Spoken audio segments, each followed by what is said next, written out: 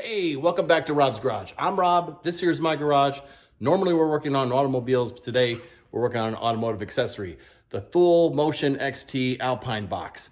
This is a car top carrier that we use to haul the luggage of my very large family. You can see my beautiful Father's Day present my wife made for me because I've got a lot of kids and I got to remember their names.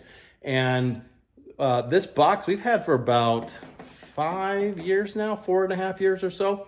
And it's done well for us, but the lid lifter broke and I bought a replacement, but then could not find any instructions online how to replace the lid lifter. So since nobody else has made a video, I've got one here for you. Take a quick look.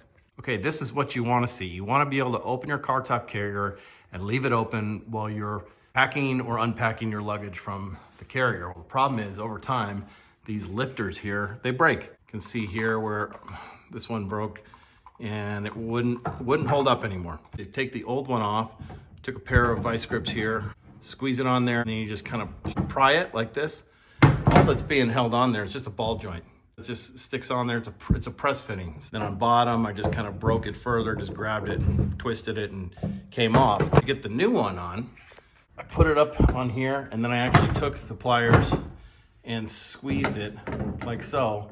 Just squeezed it, and it popped into place. You want to make sure you actually hear it pop, otherwise it's not fully seated.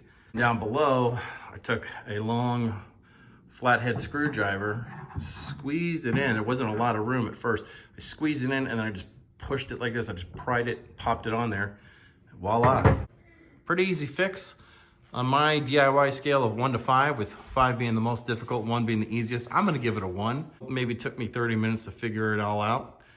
But I thought I would share one because I don't see any other videos on how to do this.